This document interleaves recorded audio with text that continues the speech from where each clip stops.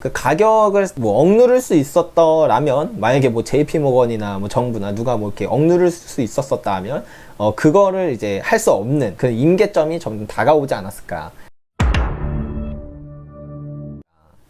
올해 은정망에 대해서도 답변 가능할까요? 뭐 사실 올해 막 어디까지 오른다, 막 올해 오른다 떨어진다, 막 이런 것을 정확히 맞추기는 어려워요. 뭐 그렇게 했다면 저가 뭐 더 다양한 방법으로 막 실물을 굳이 갖고 있지 않고 뭐 선물 옵션을 통해서 더 큰 돈을 벌 수도 있었겠죠. 그래서 사실 그런 건 정말 쉽지 않은 일이고, 다만 은이 이전보다 점점 더 수요가 많이 증가하고 있습니다.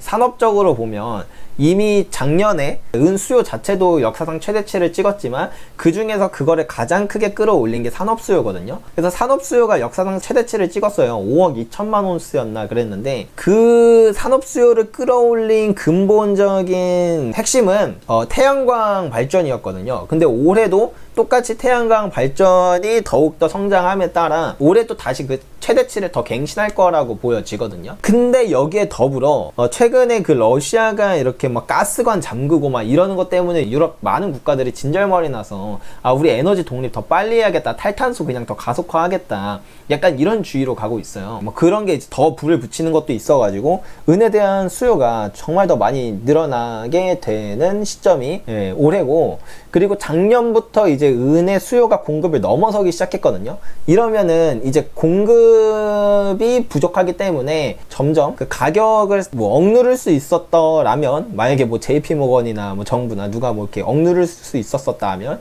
그거를 이제 할 수 없는 그 임계점이 점점 다가오지 않았을까, 이렇게 보여지기도 합니다. 그래서 올해는 되게 좋지 않을까라고 개인적으로 생각을 하는데, 뭐 어디까지나 저의 그냥 개인적인 의견이고, 사실 뭐 저는 그러나 저러나 올해 오르나 떨어지나 어차피 계속 살 겁니다. 떨어지면 더 기분 좋게 사고, 오르면 좀 아쉽지만 뭐 더 사고, 약간 이런 식으로.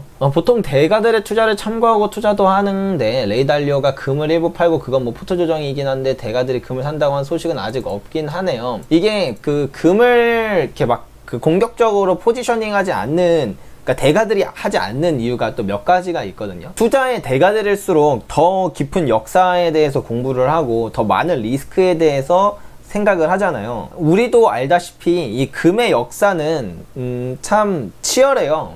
뭐 우리나라만 봐도 IMF 때 뭐 금이나 달러 인출 안 해주고 막 이랬던 사건들도 있었고, 뭐 세계적으로 보면은 뭐 미국만 봐도 금 몰수법으로 막 금을 통제하려고 했었던 적도 있었고, 금 몰수법이 1933년에 시작했지만 실질적으로 완전히 완화가 된 건 1970년이거든요. 거의 40년에 가까운 시간 동안 그렇게 통제를 할 정도로 이렇게 금이 정말 폭등할 수밖에 없는 그런 시기는, 사실은 화폐에 대한 가치가 무차별적으로 폭락하는 시기이기 때문에 정부는 화폐를 지키기 위해서 이제 금을 이제 막 거래하지 못하게 하거나 소유하지 못하게 하거나, 이런, 아니면 막 심지어 몰수하려고 하는 그런 일들이 많이 벌어지는 게 너무나도 당연하다 보니까, 뭐 심지어는 뭐 국가가 몰수당하는 경우도 있잖아요. 예를 들면은 뭐 이렇게 해외에다가 내 금 맡겨놨는데, 뭐 러시아 이번에 그렇게 스위프트 제재 맞고 자기 금도 해외에 있는 거는 못 빼가고 막 이런 것처럼요. 결론적으로 자산 규모가 커지고 영향력이 더 커지고 그럴수록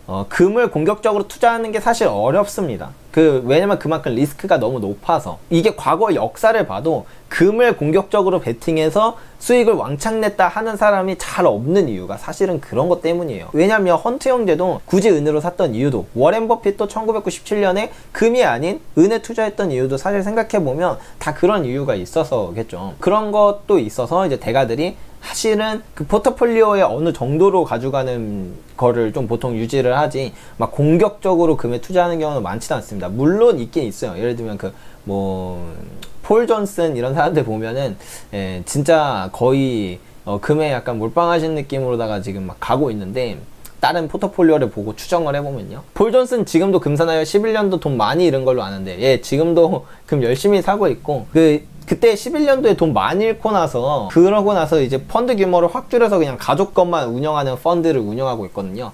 근데 거기 펀드에서는 금을 빼고 나머지 모든 것들이 스태그플레이션에 맞춰져 있어요. 이거를 보면은 우리가 알 수 있는 게 뭐냐면, 사실 금을 그 포트폴리오에 넣는 거는 아까도 제가 말씀드렸지만 투자의 규모가 커지고 어떤 통제에 약한 그런 고리일수록 금을 많이 보유하는 것만큼 리스크가 큰 게 없어요. 정부가 통제하고자 했을 때 모든 걸 통제할 수 있으니까. 예를 들면 이 펀드가 금에 막 50% 투자하고 있다. 근데 정부가 이제 막 뭔가 이 화폐에 대한 그 지위를 지키기 위해서 금을 통제해요. 이제 뭐 모든 사람들의, 모든 국민들의 금을 뭐 한 10% 정도 저렴하게 우리가 매입하겠습니다. 이런 식으로 해서 뭐 말이 뭐 이렇게 매입이지 그냥 이제 이렇게 막 뜯어오는 거잖아요. 그렇게 했을 때 펀드는 자기가 갖고 있는 모든 계좌 내역이 다 투명하게 공개가 되니까 그냥 그런 통제에서 너무 약한 고리가 되죠. 그래서 폴 존슨도 그 얘기를 사실 되게 돌려서 이야기하면서 자기도 실물로 갖고 있다고 이야기를 했거든요. 그걸로 통해서 우리가 알 수 있는 점은 펀드를 운영하는 펀드 매니저의 그 포트폴리오를 보면 이게 지금 어디에 맞춰져 있는가, 인플레이션에 완전 집중되어 있는가, 뭐 스태그플레이션에 맞춰져 있는가,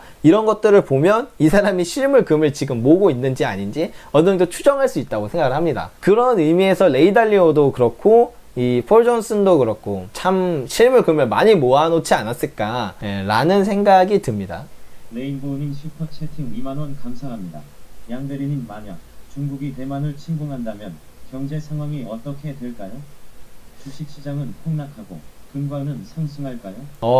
덕분에 국밥 한 그릇 진하게 먹을 수 있을 것 같네요. 일단은 답변 먼저 드리면 중국이 대만을 침공하게 된다면 이게 사실은 좀 지정학적인 문제라 감히 예측하는 게 좀 쉽지만은 않거든요. 지정학적인 리스크는 예측하는 게 좀 정말 쉽지 않은 문제라.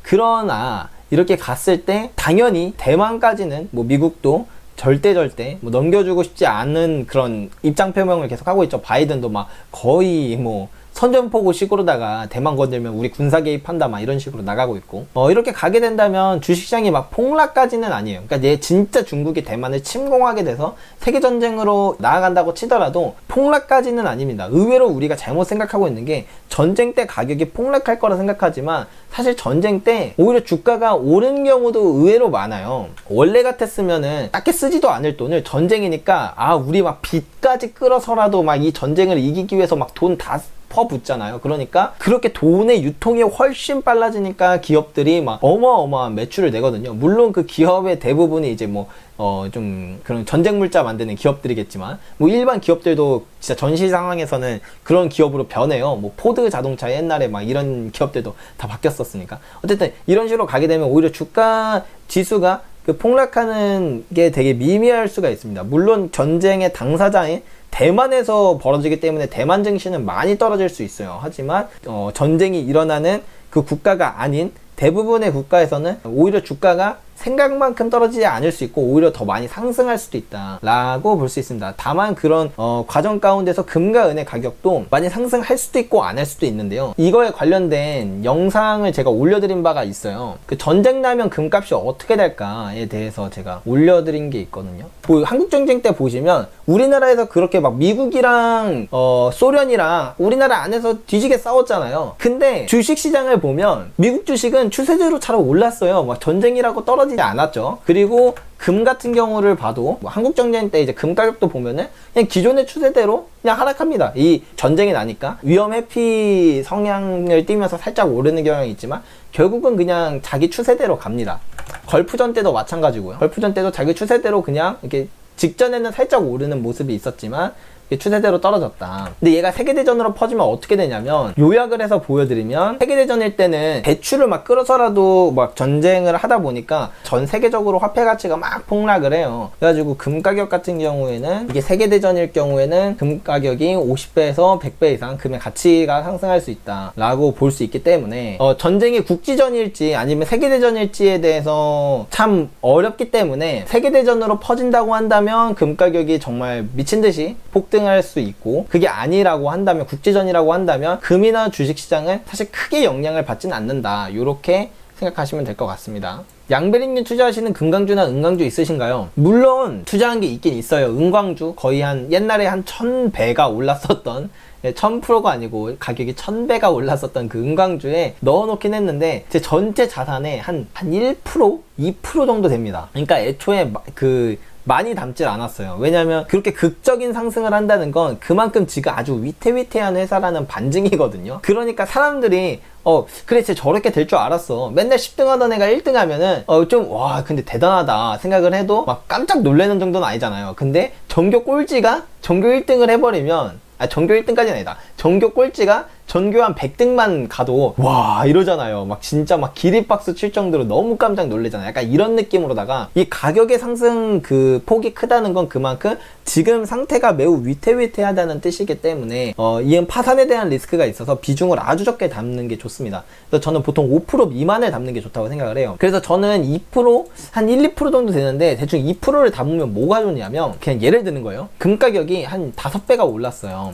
그건 제 포트폴리오 투자 수익률은 500%잖아요. 내가 금에 100% 몰빵했으면 500% 수익인 건데 금에 98% 담고 이 금강주에 2%만 담아도 얘가 1000배가 오르면 2000% 수익이란 말이에요. 그러면 이 2%만으로 내가 금에 몰빵한 것보다 4배의 수익을 더 얻을 수 있어요. 근데 만약에 얘가 파산이 된다고 하더라도 저는 98%가 5배가 오르는 거니까 490% 수익이니까 사실상 그 손실은 아주 미미한 거죠. 제 자산이 500%의 수익이 난 거나 490% 수익 난 거나 크게 차이는 안 나는데 이 2%만으로 만약에 파산이 안 되고 잘 그 상승 모멘텀을 누릴 수 있다면 어마어마한 자산 상승 차이를 만들 수가 있기 때문에 그래서 저는 개인적으로 금강주나 은강주는 가장 그 상승 모멘텀이 큰 자산으로 5% 이내로 투자를 하면은 오히려 그 포트폴리오의 효율성이 훨씬 더 커집니다. 안정성이 커지는 게 아니고 효율성이 커져요. 우리가 이렇게 생각을 해봐야 돼요. 잃을 때 10% 잃고 벌 때 30% 번다. 이거 되게 어떻게 보면 좀 안정적이잖아요. 많이 잃을 때 10% 잃고 벌 때는 30% 번다. 근데 예를 들어서 잃을 때 20%를 잃는데 벌 때 100%를 번다 라고 한다면 얘는 조금 더 리스크가 커 보이지만 그래서 얘가 안정적인 건 맞지만 효율적인 건 얘다. 왜냐면 얘는 손익비가 3대 1인데 얘는 5대 1이니까. 그러니까 저는 중요한 게 안정적인 것도 좋지만 사실 효율적인 걸 고르는 게 가장 베스트다. 이성적으로만 생각하면. 근데 언제나 투자는 심리의 영향을 가장 많이 받기 때문에 어느 정도 내가 견딜 수 있는 범위 내에서 효율적인 걸 택하는 게 좋은데 이렇게 금강주나 은강주를 선택하는 거 5% 미만으로 가져가게 되면은 안정성 면에서도 크게 해치지 않으면서 효율성을 더 극대화할 수 있는 전략이니까 요렇게 가시는 것도 저는 추천합니다. 그리고 금강주 같은 경우에는 그렇게 좀 정부의 통제가 있을 때 괜찮아요. 예를 들면은 뭐 옛날에 대공황 이후에 그렇게 막 금 몰수법 만들어가지고 금 가격 다 막 고정시켜 놓고 했을 때도 금강주는 거의 1000%가 올랐어요. 금 가격은 고정되어 있었지만 그런 식으로 금강주가 그런 면에서도 괜찮아서